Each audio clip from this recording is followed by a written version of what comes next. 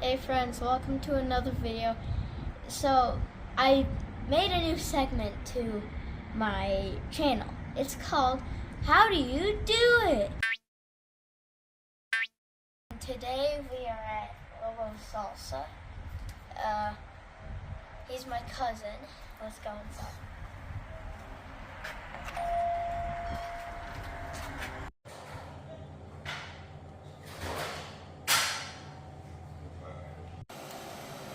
Everyone, this is Lobo and Greg. Hi, I'm Lobo from Lobo Salsa. I'm Greg. This is Greg. He's the one that does all the work. Welcome to Lobo Salsa. Before we started, I had a couple of questions. Sure, what you got? How did you start your business and why? I started my business because I really like to cook, and I kind of just had a knack for it. And why I started it was because the older I got, I kind of figured out that I was a little bit bored with just everyday life, and I wanted to torture myself with with extra burden. No, I really like to be a little proactive with stuff, and I kind of find myself getting a little antsy if I don't have a challenge in front of me. So I started making salsa on the side just as a hobby, and sort of took off. People started to really like it, and Lobo Salsa was born. My second one is, was there anything other than salsa that you thought of making? Not really. I didn't even really intend to start doing this. Like I said, it was just a hobby at first, and then I like to cook, so I was cooking a lot of different things at the time, just kind of trying to keep myself busy. And then the salsa thing is what took off. So it feels like it almost chose me. Why did you choose a wolf instead of a capybara? A wolf. Well, I got the nickname Lobo when I was about 15 years old. Our last name was Lopez, and one of my friends was yelling at me across the room, like just out of nowhere, and he was messing with my last name, Lopez, Lopo. Next thing you know, everybody was like, Lobo, that's a good nickname for you. And then it's followed me ever since. And it's been 33 years I've had that nickname. So when I started making the salsa, people started referring to the salsa as Lobo's Salsa because I was the one that made it. The name was born. Like I said, I kind of feel like it chose me. That's it for the questions. So where we start first is we got to make sure all of the stuff that we use fresh is clean. So, for example, here we have some cilantro that we bought. And so we make sure we put it in a nice big colander here. We take some cold water, spray it off, make sure we get all the dirt and dust, sediment, sand, stuff like that. A lot of those.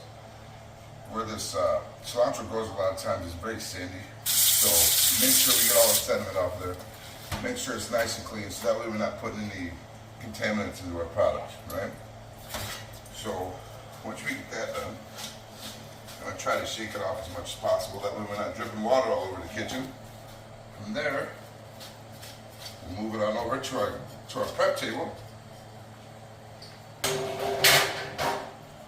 Now when we're chopping this up, the fibers that are in these stems sometimes have a tendency to be a little clingy. They don't break up real strong. So we got to make sure we cut these really short. We use the stems and everything because there's a lot of flavor in these stems. We roll it up as tight as we possibly can. And then we make nice short cuts in through here. Be careful to use slow strokes. You don't want to get your fingers in there.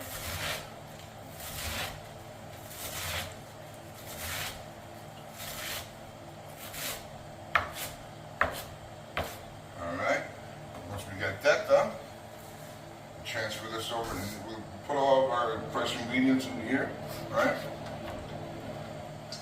This is kind of where we start.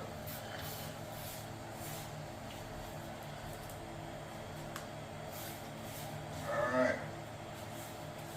From here, we had some fresh garlic. Actually, our garlic's not fresh. It's fresh, but then we freeze it because we get it in bulk. That way we're not going back to the store every 3 minutes. So. Yeah. All right, we keep our garlic in through here.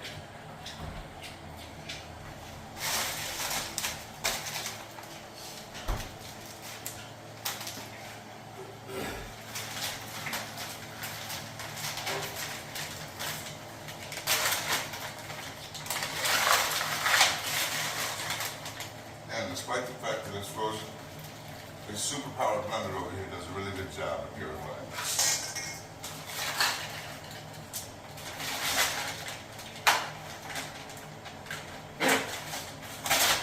And then from there, we add a little bit of this. I'm gonna take this, give me two nice even scoops in there.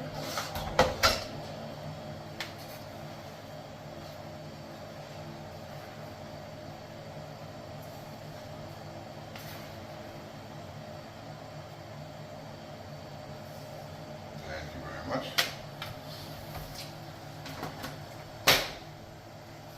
Now we add all that good spice, and then we got some of these jalapenos, but they're pickled, and they have some of the carrots and onions. Any legitimate Mexican will know exactly where these are at. These are delicious. They put a lot of good flavor into our product. Next we add our onions. We pepper our onions a little bit, thanks to our good friend Greg over here.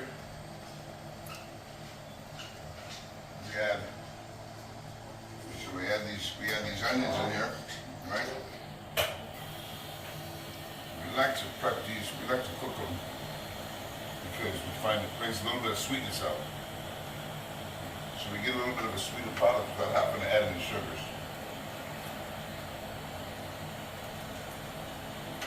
We strain it out as much as we can because we want to make sure we have a good batch of dry products here, or not dry products, but solid, and then our liquids all stay together too.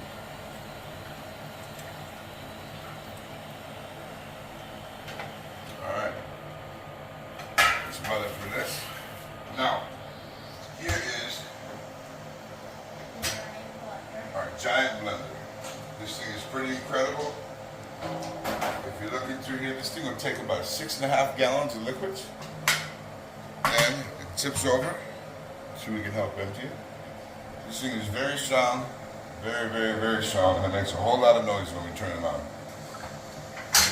we do is we take all of our solid ingredients here. We'll add this in. Make sure we clean our bowl out here. And then instead of just blending this like this, we want to make sure we got a little bit of liquid in there so that way it blends a little bit better. So what we'll do is we'll take just a little bit of this water from the onions here, and then we'll add it into the mixture here.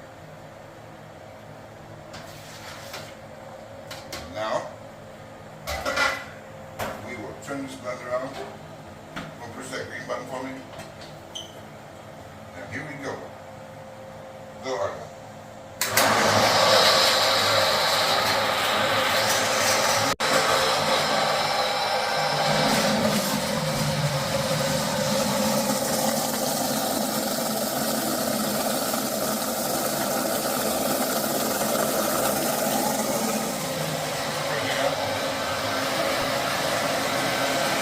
Let this go for about 45 seconds, minutes, something like that. That's about all. So we turn that off after about 45 seconds to a minute. And then here is what we end up with. A nice puree of all of those ingredients that we put together. A nice green color from the cilantro. All of our garlic that was frozen is now just completely pureed. Salt's nice and mixed in. It smells really, really good. You can absolutely get that's the heart and soul of everything that is Lobo Salsa. This little mixture right here, it's the soul of it. So from here, we add in our tomato mixture. We have some tomatoes over here that are pre-prepped, and we also have some spices that are mixed in there. Proprietary blend, we don't want to let everybody know that.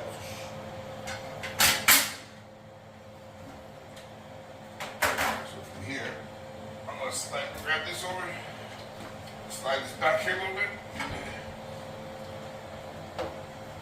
We'll add our tomato mixture.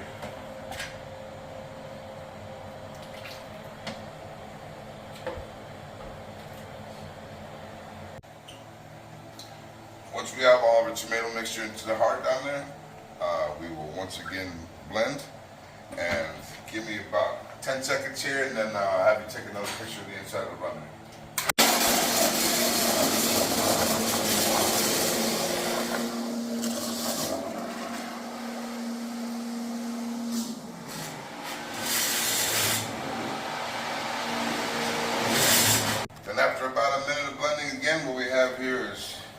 a fresh batch of finished mild Lobo Salsa. What we'll go from here is we'll put this back into this container here. Actually, we'll use a new container. We use a fresh 5-gallon container here. And then we scoop this up little by little until we get it low enough to where we can tilt it over and pour it in there. Because if we try it from when it's full, big splashes everywhere. Big splashes everywhere. Ask my dad about that.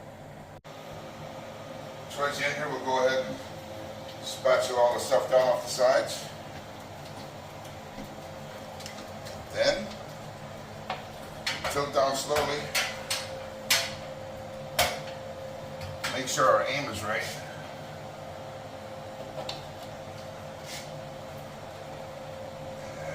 And there we go.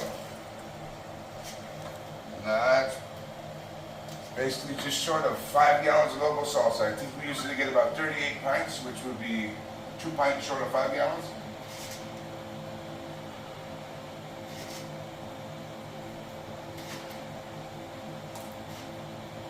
Now that's left after this is to make sure Greg cleans everything up really, really nice. So here's our labeling process. We take these 16-ounce belly containers and lids and make sure our surface is clean here first of all. Then we'll set the lids down. Right? And then we'll set this on here to keep it from rolling. Then we'll take one of these. Go ahead and take the next one. Try to center right on here, right? As straight and level as you can, right? Perfect. Well done. Okay. And then set that up to the side. Then you take one of these. Go ahead and grab me one.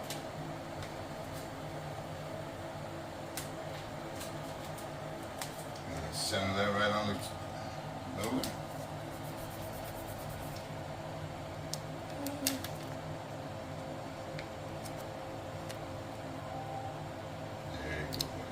Nailed it. All right, now if you look closely at this label, we have a best by date on it.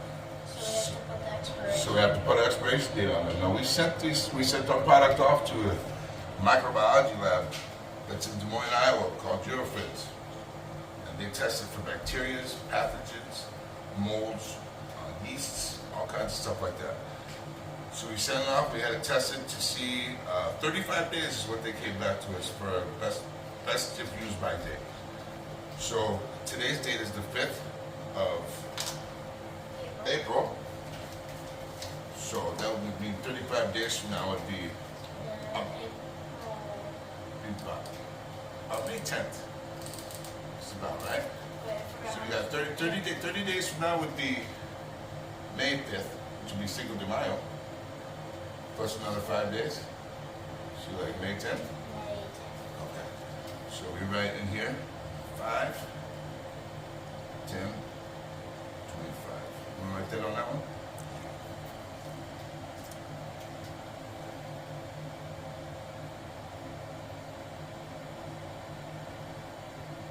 All right. There we go, kid. Now, we will take our freshly mixed salsa here.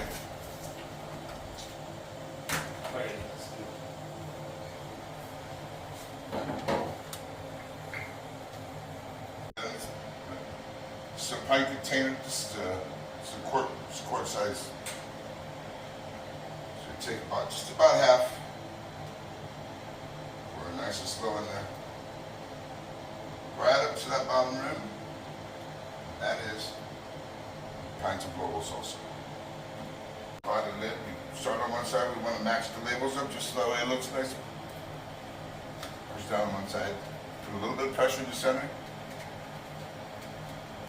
roll it down, and that's how it's done. You want to give it a shot here? All right.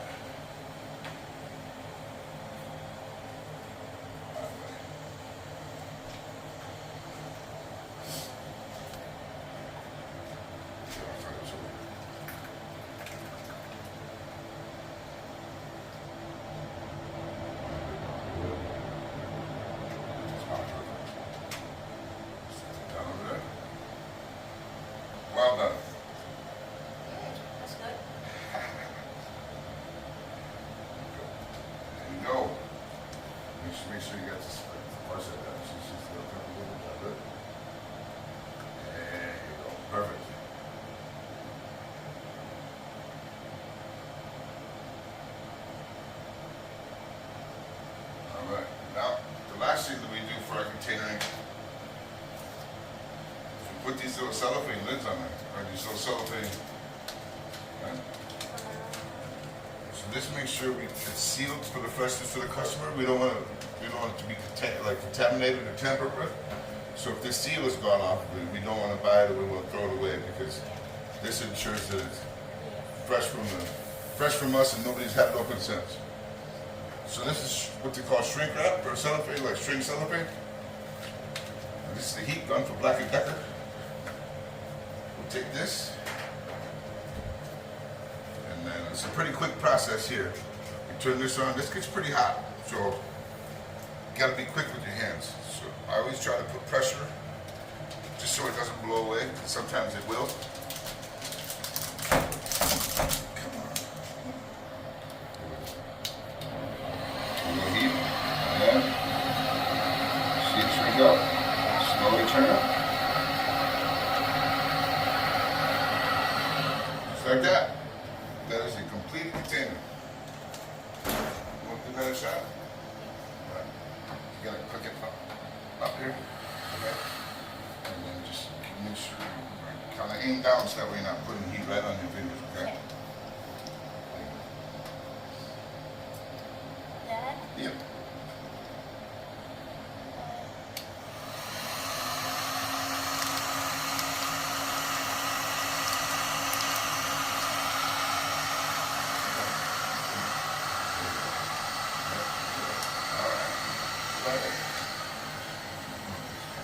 Super good, but Perfect.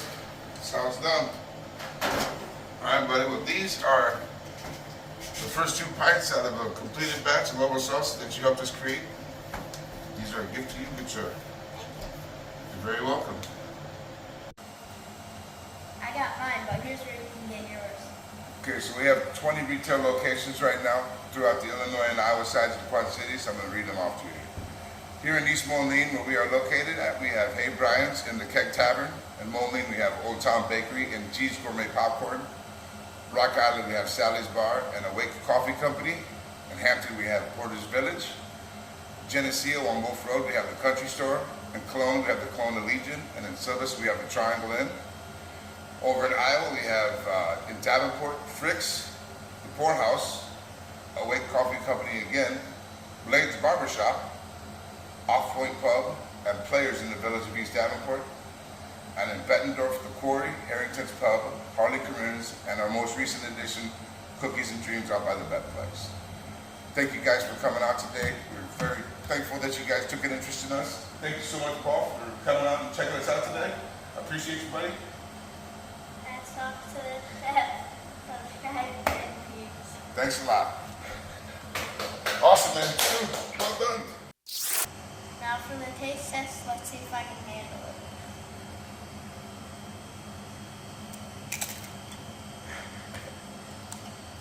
Mmm.